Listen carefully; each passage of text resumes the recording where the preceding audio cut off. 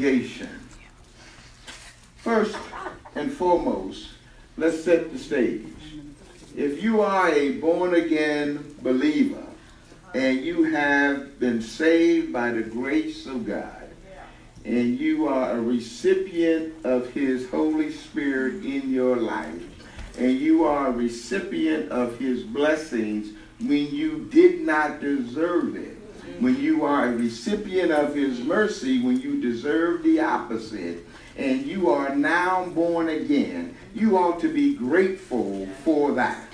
And it is a selfish act on the part of a born-again believer who does not sense the need, the responsibility to share your faith. Whenever a born-again believer has the mitigated gall and audacity to say, I'm not telling anybody about you. If they want to find out, let them find out on their own. That speaks to your selfishness and not your selflessness. Whenever you harbor the gospel to yourself, it suggests strongly that you're filled with pride and arrogance. No, I just don't want to say, no, that's pride and arrogance. If somebody offends you, you'll let them have what mind you do have. You win the lotto, you will shout it to the rooftops. Until you discover you got family members you didn't know, then you'll keep it to yourself. But when it comes to the gospel, born-again recipients of the grace of God have the mitigated gall and audacity to say, I'm not going to tell nobody. Oh, but you're on your deathbed and God raised you up. You got to tell somebody. You ain't going to tell the unsaved folk how God loves you, but you want to come to church and take over the church and tell us how you were sick. I was almost out of here. And the Lord raised me. Hold it. The Lord did that before you got sick. But you want to tell saints how the Lord raised you up, but you won't tell those who need to know of the love of God, how much He loves them. But you want to take up our time in testimonial period and talk to us for hours.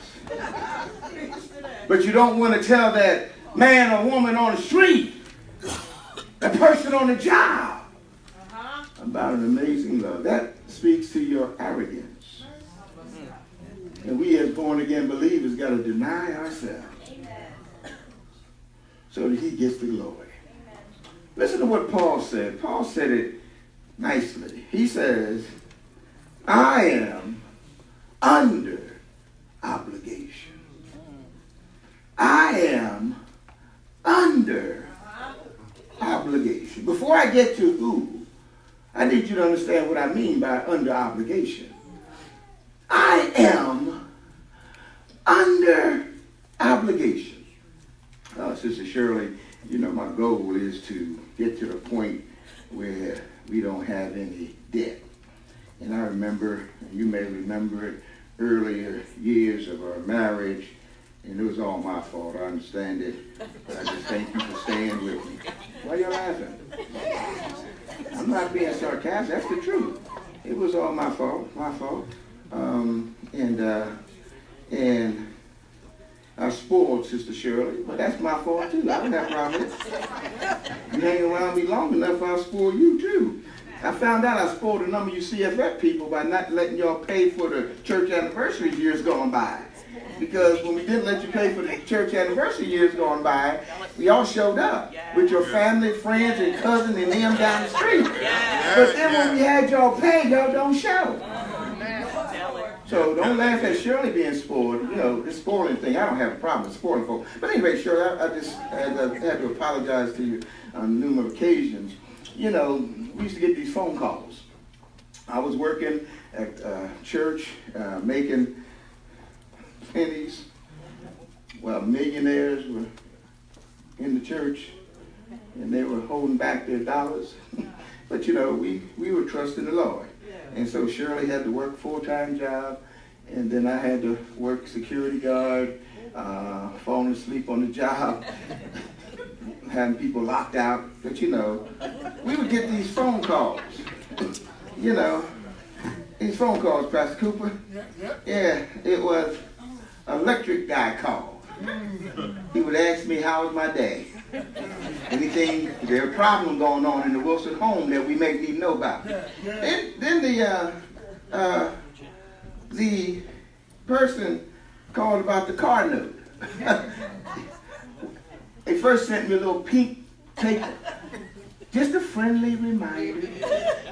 Then I got a call. Then I remember one time, the rent people knocked on the door. And I did what some of you do, don't answer. Or when they called, I would not answer the phone because I had a hunch who it might be. And it was because I was under obligation. And because I was under obligation, I was terrified about my responsibility.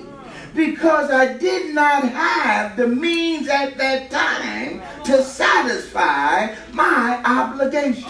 So I would try to avoid the phone, and I would laugh it off in Jesus' name. I would avoid the door, and I would smile in Jesus' name. Then when I would run and see somebody I knew was coming for me, I would go in the opposite direction.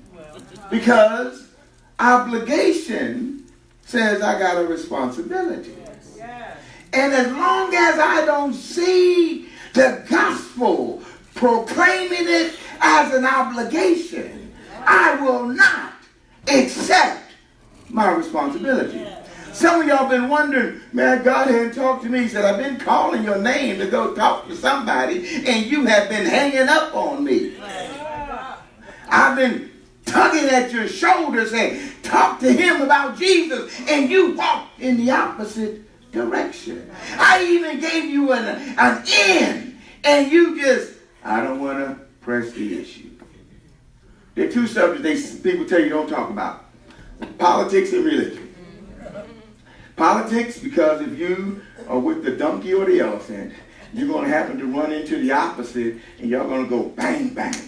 And neither one of y'all going to win, because the donkey and the elephant does not have any hope for anybody. That's right. Amen.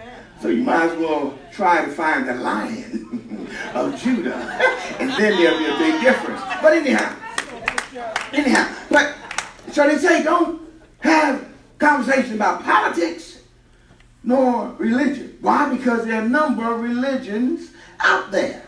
But the great thing about our obligation is that it's not about a religion.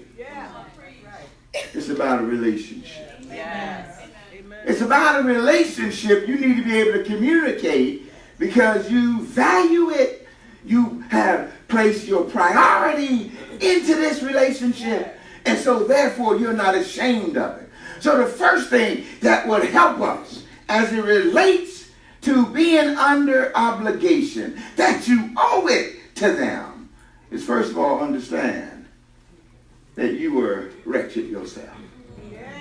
See, this is what happens when a Christian has been saved for such a long time and they've been cleaned up for a little while. For some reason, they think they have arrived, as if to say they've never done that before. Now, you know full well you have done that. And in some cases, it was just yesterday. But you need to understand, and I need to understand like Paul, oh, wretched man that I am. If it had not been for the grace of God, where would I be today? If it had not been for his loving kindness towards me. I'm obligated because of where I came from. Now, sometimes you need to take a look back at where you came from. Now, if you struggle with accepting your responsibility to be obligated, look at where you came from. Well, Pastor, I grew up in a sanctified home.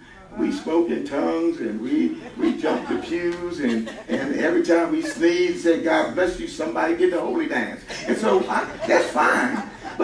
doesn't mean that you weren't wretched. That doesn't mean you weren't undone. It doesn't mean you weren't clean.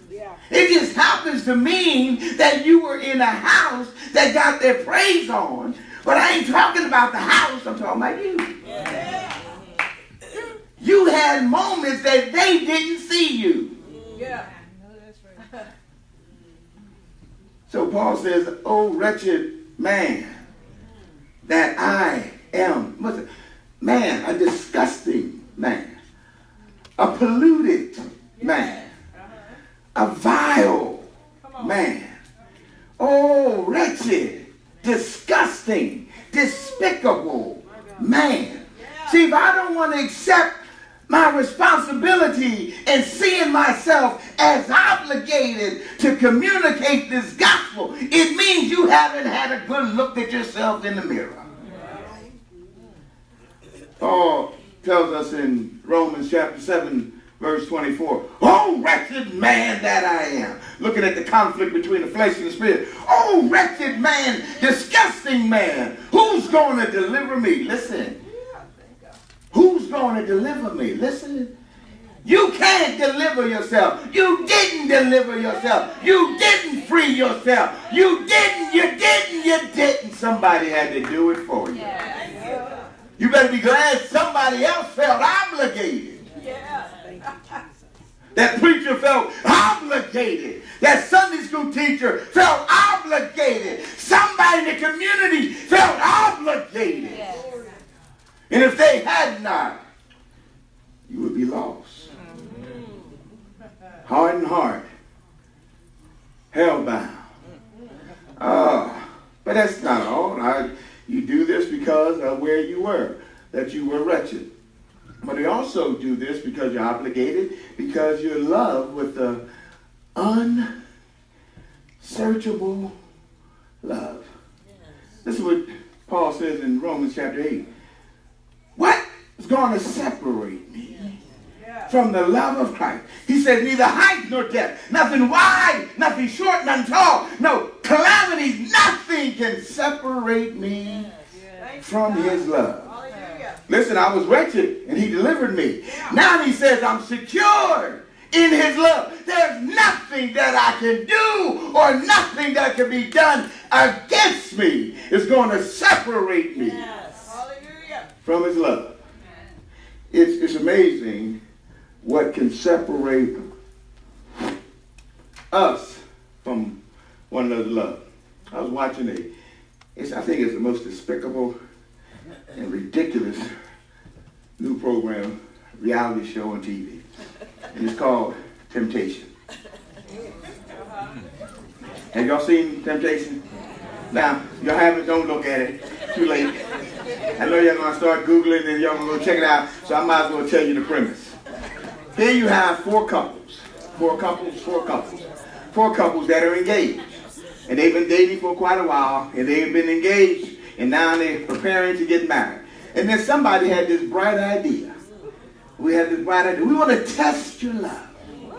We want to test your love. So they came up with this place called Temptation. Now, they didn't really have to go to the island. They could have went down the street, but hey, they just put them on the island. And four couples.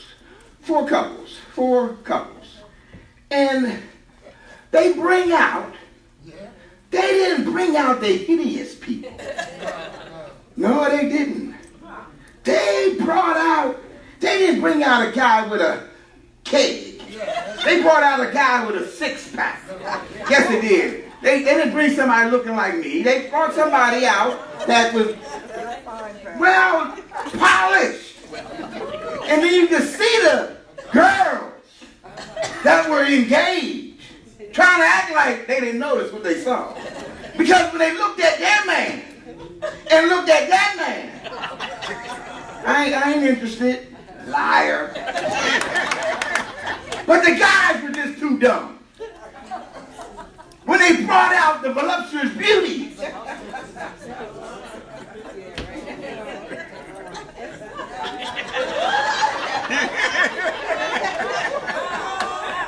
they looked at the girl. Honey, no. Then they get into an argument. The place is called temptation. What will separate? Listen, that's going to separate them from some love. But listen what Paul says, nothing can separate us from the love of Christ. Watch this.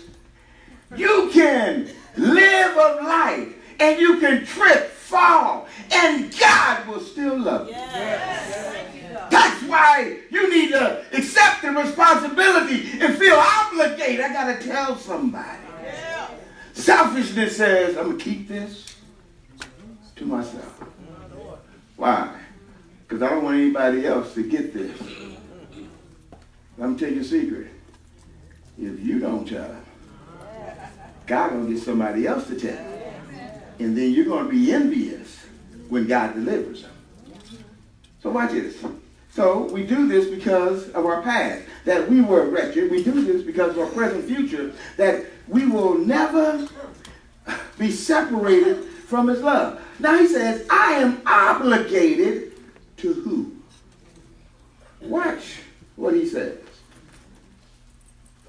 Both to Greeks, and to barbarians. Let's deal with the Greeks. The Greeks and deal with the Romans were just similar like the Jews. The Jews called every non-Jew a Gentile, a dog. A dog. You can't get next to us because you are Gentiles. No, they practiced discrimination and racism way before America did.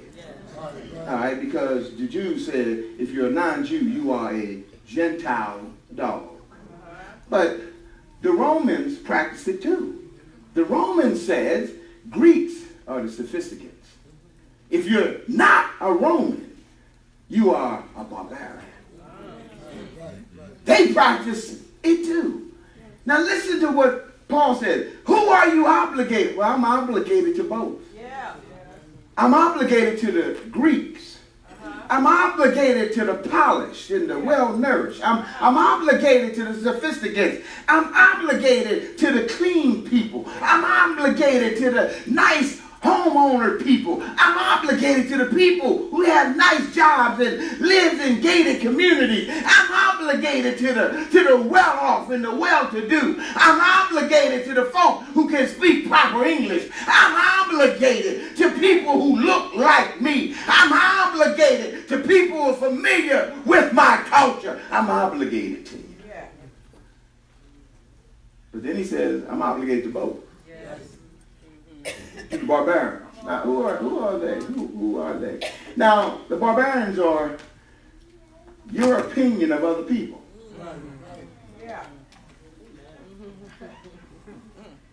You know them ghetto folk?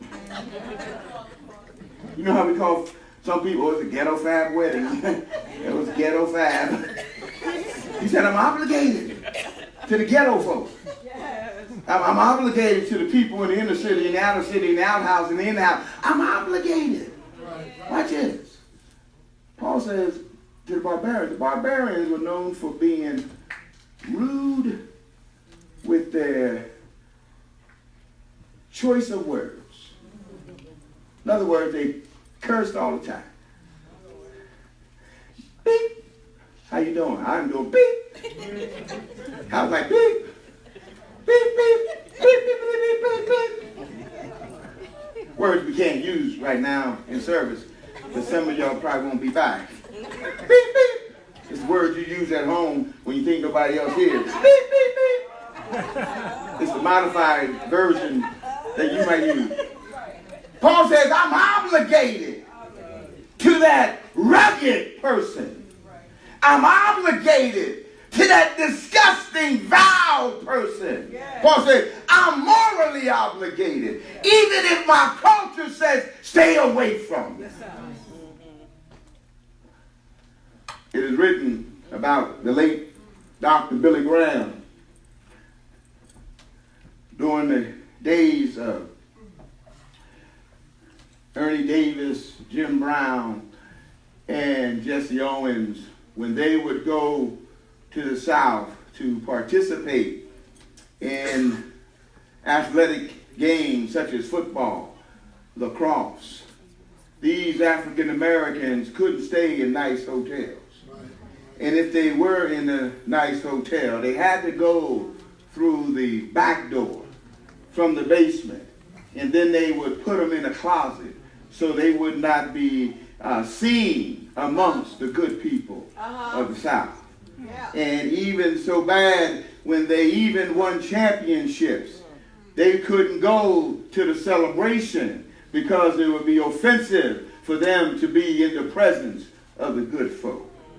The late Dr. Billy Graham was down to preach in the South. And he said, I'm obligated to preach to the Greeks as well as the barbarians. And he was there, and a predominantly white church had their ushering. And they had a section, blacks only, whites only. Dr. Graham saw it, and he said, I'm not preaching to a white only or a black only segregated crowd. Dr. Graham said, no, you take that down or I'm going. Because we're not going to preach with that up. These nice, pious Christians were mad. They said, no, this is how life is down here. And you got to adapt and adjust to it. So guess what happened? Those pastors got up and walked out because he wanted to break down the white only and the black only section. And he said, sit where you want to sit because I'm obligated to preach to everybody. Yeah. Like his people of God. You're obligated to proclaim God's truth to people who look like you and don't look like you.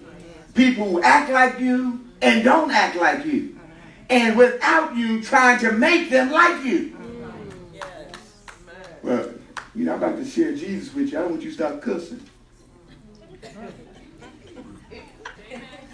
I'm about to drop some biblical truth on you. Could you put out that cigarette? Could you put out that cigar? It's offensive. Could you not drink that alcohol? Could you put that joint aside?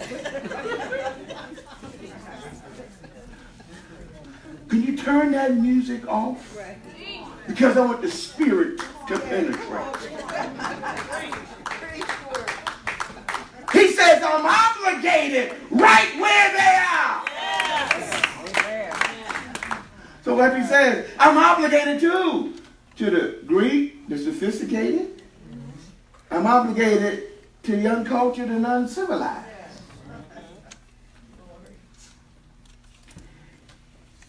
I don't know how many of you are uppity. But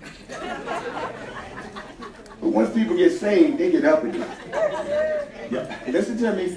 I know y'all don't think y'all do, but Christians get uppity.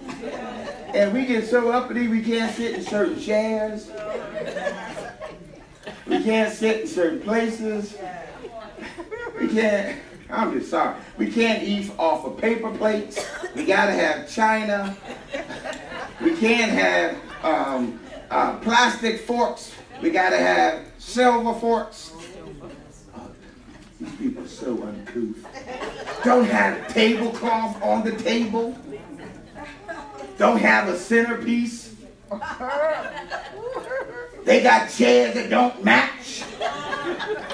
And we sitting up in here. Don't they know who we are?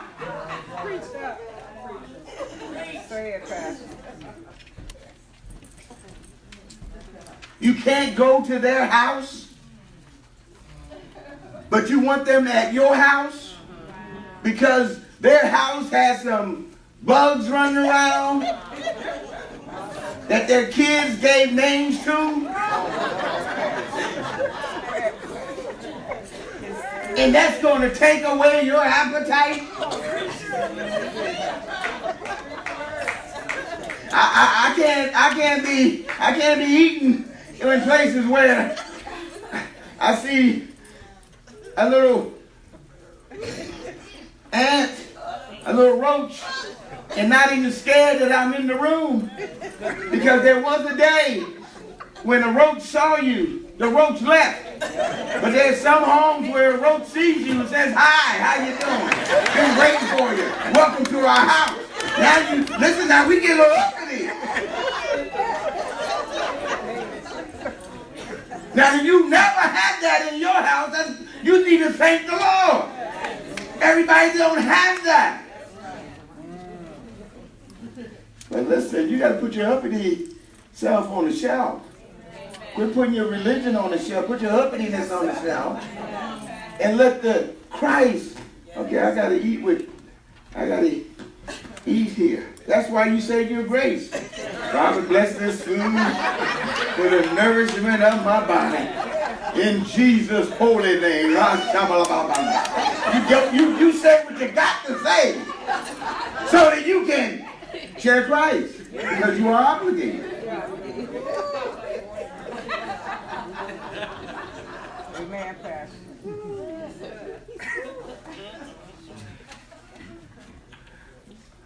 Paul says, I'm obligated, I'm indebted to you. Yes, sir. Why? Because I know where I was. I was a wretched man who has been delivered by him. And I know that nothing's going to separate me from his love. Mm-hmm. So I'm obligated to the Greek as well as to the barbarian. I'm obligated. But then he didn't stop there. He said, I'm also obligated, if you want to take it another level, both to the wise, the learned, and to the foolish, the dumb. Either you're wise or you're stupid. You're wise or you're foolish. You're wise or you're unlearned. And Paul says, I'm obligated to the wise. My wife used to help me when I was invited to go some places. And sometimes I kind of forgot the lessons and I valued what she had shared with me, but sometimes I would forget. How many Dallas Cowboy fans? Any Dallas Cowboy fans in that? One? Okay. Okay. Well, praise the Lord. Praise the Lord. Listen. Cheryl and I were invited to a former Dallas Cowboys wedding, and he was well off too.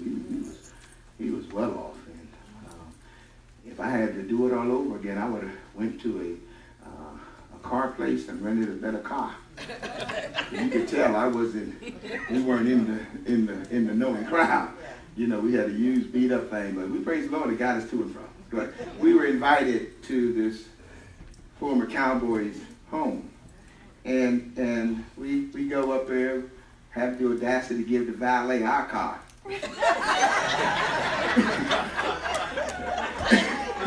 You know, it wasn't like the other people's cars, but, you know, it got us to where we had to go. So, you know, we going in there, and Shirley whispered to me in such a still small voice, act like you've been here before. I had to say to her, come on, baby, come on, give me some credit. And I'm going in. It was a wedding, and the football player, Pettis Norman, former, and then we saw Drew Pearson. I sure didn't know these people. I saw Drew Pearson. Oh, that's Drew Pearson. Oh, that's Roger Staubach. That's Tom Landry. That's Dorsett. Oh my good, Hollywood Henderson. You know, I was like, wow, in the midst of greatness. And I'm just acting like, oh. And Shirley up there, stop that.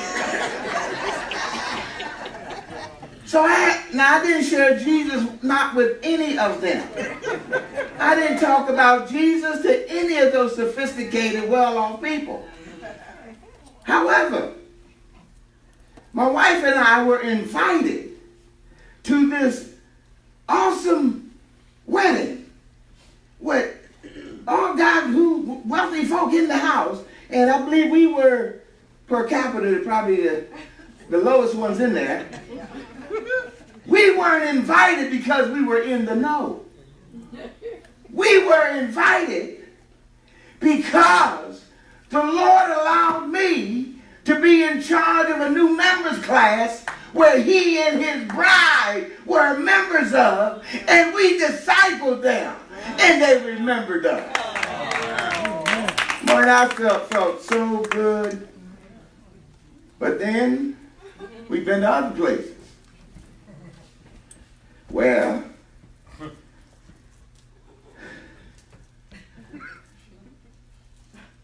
the English is a little rough,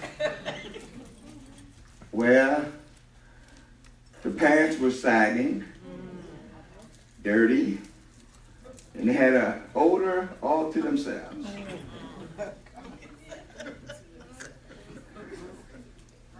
Their car made my car look like a Cadillac.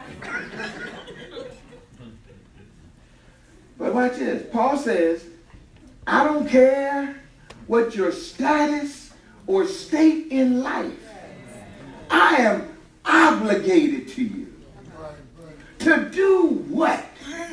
To tell you some good news. Now watch what he says. I'm obligated. I find myself indebted to you. Why? Because I was just like you. And the same God that saved this wretched man can save you. The same God who has given me a love that I can never shake has the same love for you. Now watch this. It's not about if you want people to be a part of the family or not. Because if it was up to us, we'll pick and choose. But watch it. I'm obligated no matter what your status in life. Because where you are here doesn't mean a hill of beans in glory. So now watch what he says. As a result of this obligation. Now listen what he says. For my sake, on my part. Watch what he says. I am eager. How many of you are eager? Don't play with me. Don't say anything because, eager. Eager means you're ready to go. You're equipped. You're ready to present. You're ready to take the bull by the horn and go for it. Eager. You're ready. You ain't letting nobody stop you.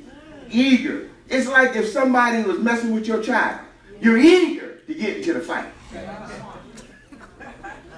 It's like somebody's about to steal your car and your baby's in it. You're eager to stop the thief. How eager are you to present the gospel? Paul says, I'm eager to do this. I'm eager. I'm so looking forward to it. This is what we do. Well, Reverend, I'm not that eager yet because you know how people are. How is it that when it comes to the gospel, we're concerned how people are? You don't concern yourself by how people are the other time. You do your dirt sometimes. You care less what folks think. But now when it comes to communicating the gospel, well, you know how people are. You can't force them. Now, no offense. Husbands, don't look at your wives. Look at me. Look at me. Just look at me. Just focus. Focus. I see y'all. Focus. How many times when you are watching a game or a television show and your wife is talking to you and you focus, brothers, keep focused. And if the truth be told, you really want to engage in her conversation, but the timing is off because you're watching a game. Something you were looking forward to all week to watch the game. Then she comes. She comes and she whispers. You don't respond because you are focused on the game. Then she takes it up a notch. Then you have to take the remote up a notch. Then she gets offended. What are you trying to do? Shut me up? No, baby. I couldn't hear on, brother. Stay with me. Stay with me. Now, it's not that you're not eager to fellowship with, but it's not convenient.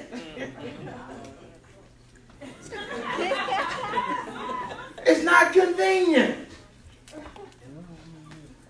Now, it is interesting. Women can say this about men. When the man is sick, he's hurting. He got a cold. He's not feeling well. His nose is running. His throat is scratchy. And he needs some attention.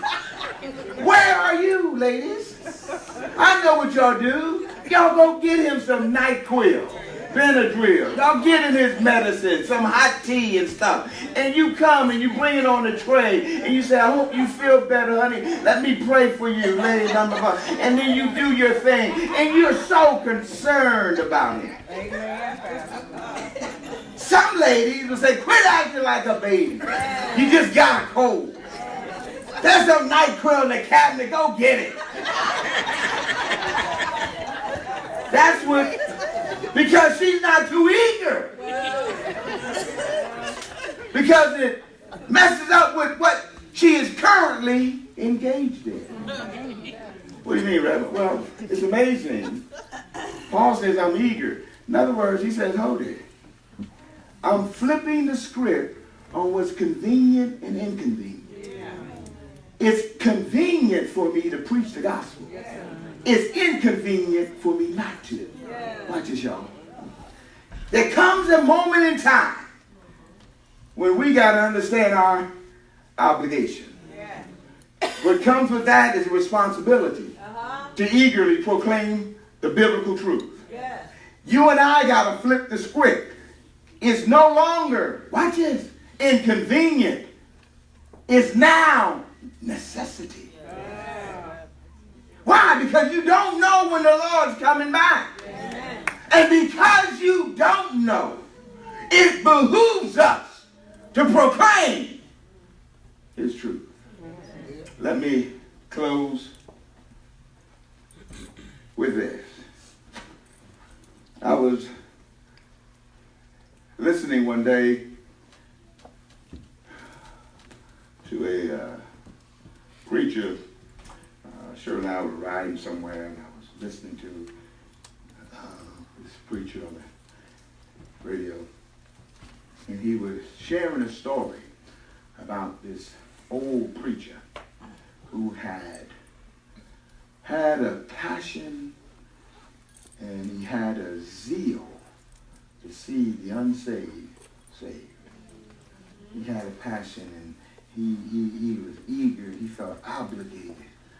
Now, he wasn't the best preacher, but he had a passion to see people saved. He wasn't top-notch student in the seminary, but he had a passion, and he sensed an obligation to see people saved. The preacher that was sharing the story was Dr. Youssef. And Dr. Youssef down in Georgia, I believe, was sharing the story. He said how this particular preacher did. One day he took his son and his son's best friend out water rafting. Now, he put the vest on his son, and he put a vest on his son's friend. While they were out there water rafting, something happened to the raft. And now, the three of them were in the water, and it was raging. The old preacher who had a passion to see souls saved, he was left with a dilemma. The dilemma he had was this: do I save my son? Or do I save my son's friend? This old preacher had a dilemma. And I'm sitting back there saying, whoa, he had a dilemma. Do I save my son? Or do I save my son's friend? They both had life vests, but he knew that he taught his son how to swim. He knew he taught his son how to go through deep waters. So he made the choice to save the young man that couldn't swim. He saved him and brought him to the side. Looked back. His son had drowned. This preacher man was, my son knew how to swim, but I saved him. Years later,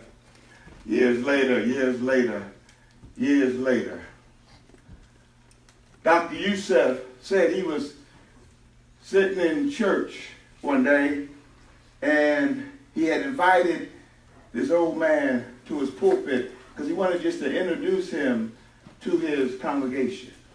And he shared the dilemma that he was in.